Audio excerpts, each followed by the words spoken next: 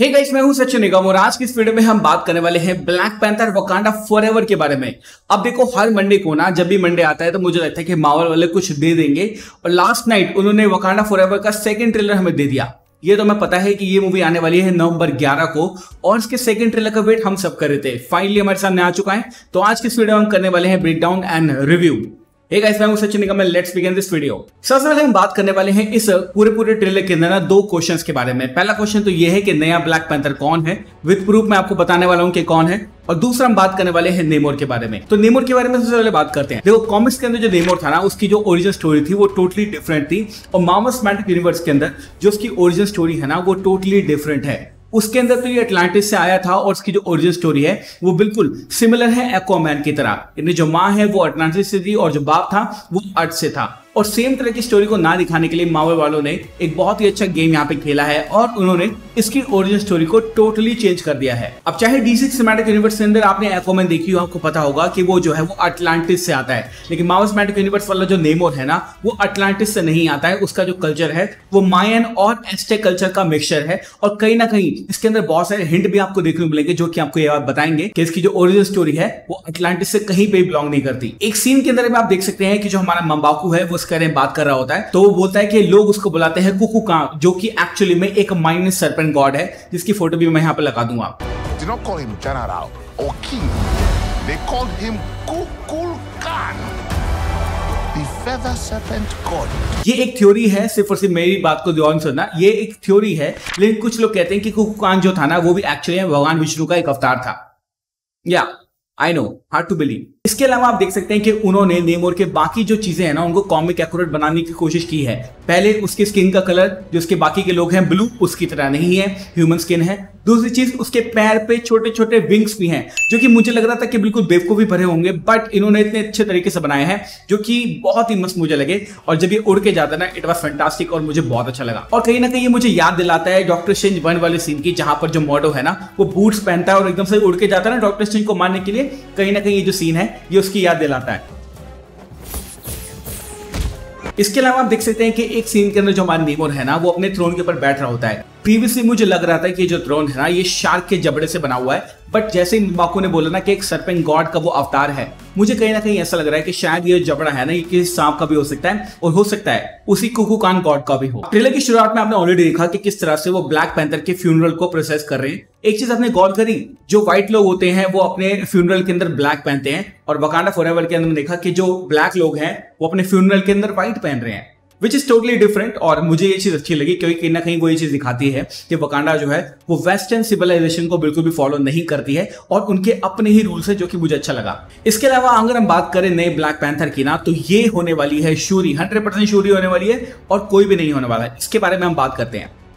सबसे पहले हमने फर्स्ट ट्रेलर जब देखा था ना, उसके एंड में हमने टीज देखा था कि भाई नया ब्लैक पैंथर का हमें एक पंजा देखने को मिलता है, लेकिन उस वक्त ये बात कंफर्म नहीं थी कि इस मूवी के अंदर ब्लैक पैंथर कौन प्ले करने वाला है। बहुत सारे ऑप्शन थे। कुछ लोगों ने बोला नाकिया होगी, कुछ लोगों ने बोला शूरी होगी, कुछ लोगों ने ये तक बोला कि मंबाकू होगा, और कुछ लोग की ऐसी वाइल्ड थ्योरीज भी थी कि भाई माइकल बी जॉर्डन यानी किलमॉन्गर वापस आएगा ब्लैक पैंथर का रोल करने के लिए, जिससे मैं एग्री नहीं करता था। मुझे जब भी लगता था कि कहीं ना कहीं जो शूरी है ना, वो ब्लैक पैंथर बन सकती है। इसके पीछे बहुत सारे रीजंस हैं। पहला रीजन तो ये है कि जो हमारा ब्लैक पैंथर है ना, कॉमिक्स के अंदर भी जब वो ब्लैक पैंथर नहीं था, तब शूरी ने उसके मेंटल को लिया था, और मुझे लगता है कि मार्वल सिनेमैटिक यूनिवर्स के अंदर भी यही चीज फॉलो हो सकती है। दूसरी चीज आप देख सकते हैं कि जो बिल्ड है ना इस ब्लैक पैंथर का, ये बहुत ज्यादा स्लिम है, और आपको ऑलरेडी पता है कि जो लतीशा राइट है यानी कि जो शूरी है ना, उनकी जो बॉडी है वो काफी ज्यादा स्लिम है। तो हाँ, सिमिलैरिटीज तो है। तीसरी चीज जिससे आपको ये प्रूव हो जाएगा कि हाँ ये शूरी ही है और कोई नहीं है, आप इसके हेड पीस पे देख सकते हैं छोटी छोटी आपको डॉट्स देखने को मिलेंगी। याद है ब्लैक पैंथर 1 के अंदर जब ये मंबाकू और सारे के सारे मिलकर जो किलमॉन्गर से फाइट कर रहे होते हैं ना, तब उस वक्त भी जो शूरी है ना, वो ऐसे डॉट्स के साथ ही होती है। तो हाँ, आप दोनों सिमिलर पिक्चर्स को अगर मिला के रखेंगे तो आपको पता चल जाएगा कि ये शूरी ही है और कोई नहीं है। लेकिन क्या इसका मतलब ये है कि पूरे मूवी के अंदर या फिर फ्यूचर के अंदर आने वाली कहानियों के अंदर आपको शूरी ब्लैक पैंथर के रूप में देखने को मिलेगी? The answer is maybe. I think no, 40% मैं कहूंगा कि yes, 60% मैं कहूंगा no. Reason is, मेरे ख्याल से मार्वल वाले जो है ना, वो भी एक मेल ब्लैक पैंथर को इंट्रोड्यूस करना चाहते हैं, तो शूरी जो है वो शायद फ्यूचर के लिए अच्छी नहीं लग सकती। हो सकता है वो एक नए ऑल टुगेदर नए कैरेक्टर को इंट्रोड्यूस करें एज ब्लैक पैंथर, और शूरी एक टेम्परेरी ब्लैक पैंथर ही हो, जो कि उनको इस मूवी के अंदर दिखानी पड़ रही हो, और बाद में उसको वो चेंज कर देंगे। तो हाँ, अब ये बात आपकी क्लियर हो गई होगी कि भाई शूरी ब्लैक पैंथर है। अब हम बात करने वाले हैं आयरन हार्ट के बारे में। अब देखो, आयरन हार्ट जो है इस मूवी के अंदर प्रीवियसली मुझे लग रहा था कि एक छोटा रोल करने वाली है, लेकिन इस ट्रेलर के अंदर आयरन हार्ट की जो प्रेजेंस है ना वो बहुत ज्यादा बड़ी है। आपने एक चीज नोटिस करी कि आयरन हार्ट जो है वो अपना सूट बनाती है और आयरन मैन की डिस्प्ले की तरह उसका हेड ऑफ डिस्प्ले भी है। साथ साथ जो सूट है वो बहुत ज्यादा हैवी है। ऑलरेडी हमने ये सूट जो है वो देख रखा था लीक जब टॉयज वगैरह हो गए थे, लेकिन फाइनली फुटेज देखना इस सूट की बहुत ही मस्त मुझे लगा। और yes, I am so much excited to watch Riri Williams. Obviously ये आयरन मैन को रिप्लेस नहीं कर सकती, Tony Stark for life, Iron Man Robert Downey Junior for life. But यहाँ पर हम देख सकते हैं मार्वल वाले जो है ना बहुत ही बड़ा गेम यहाँ पे खेल रहे हैं हम सबके साथ में। मेरा मतलब क्या है कि वो बहुत बड़ा गेम खेल रहे हैं। आपने चीज नोटिस करी कि उन्होंने मेजर जो मूवमेंट्स थी ना इस ट्रेलर से वो हमें दिखा दी, जैसे कि शूरी का ब्लैक पैंथर उन्होंने हमें दिखा दिया, साथ साथ आयरन हार्ट का जो सूट था वो भी हमें दिखा दिया, नेमोर की भी एक अच्छी फुटेज दिखा दी। तो मेरा सवाल ये है कि मार्वल वाले अब इस मूवी के अंदर क्या ऐसा छुपा के रख रहे हैं जो कि ऑडियंस को बहुत ज्यादा अमेज करने वाला है। और आई थिंक मुझे इसका आंसर पता है। आपने ट्रेलर के दौरान देखा कि बहुत सारे जो बंदे हैं ना वो वकांडन जगह पे हमला करते हैं बहुत सारे सूट वगैरह में, और ये जो बंदे हैं ना ये किसी और ने नहीं भेजे हैं, ये भेजे हैं डॉक्टर डूम ने। ये बात ऑलरेडी बहुत टाइम से लीक हो रखी है कि इन सब के पीछे यानी मायन कल्चर यानी कि जो हमारा नेमोर है और वकांडा की जो सारे के सारे लोग हैं उनको भिड़ाने में जिसका काम है वो है डॉक्टर डूम। डॉक्टर डूम जो है वो चाहता है वाइब्रेनियम को लेना, और कुछ थ्योरी ऐसी भी आ रही है कि जो अटलांटिस है यानी कि जो नेमोर की कंट्री है ना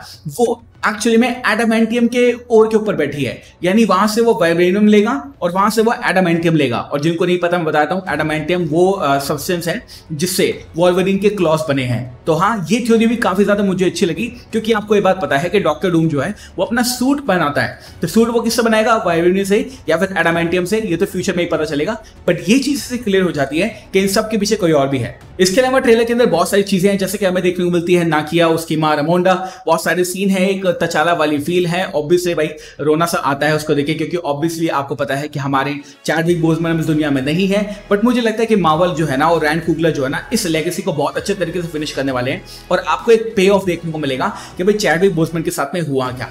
कुछ लोग कह रहे हैं कि भाई एक सीन दिखाया जाएगा जहां पे जो सूट है वो दिखाया जाएगा और तचाला जो है वो एक फाइट के अंदर मर जाएगा। कुछ लोग बोल रहे हैं कि एक अननोन डिजीज हो जाएगी तचाला को और उसकी डेथ हो जाएगी इस मूवी के अंदर, तो वो हमें देखना बाद में है। बट फिलहाल उन्होंने बहुत अच्छा ट्रेलर बनाया and I absolutely love it. बहुत हाइप किया इस ट्रेलर ने मुझे। नवंबर 11 कभी भी मतलब 1-2 महीने के अंदर आ ही जाएगा, और आई am so much excited for this movie. इस ट्रेलर के अंदर अभी भी उन्होंने बहुत कुछ दिखा दिया है, मुझे लगता है काफी सारी चीजें रिवील कर दी है। इसलिए मेरे मन में एक क्वेश्चन है कि ऐसा क्या है मार्वल के पास जो कि इस मूवी के अंदर वो टीज करने वाले हैं। आई थिंक डॉक्टर डूम ही है और कुछ भी नहीं हो सकता। तो thank you so much for watching this video. As you can see मैंने ट्रेडिशनल ड्रेस पहने की बिकॉज घर में पूजा है, बट आप लोगों के लिए वीडियो बनाना जरूरी है because I love you guys. Thank you so much again for watching this video. मैं हूं सचिन, मिलूंगा आपसे अगले वीडियो के अंदर। Bye guys, take care, love you all and have a great amazing day.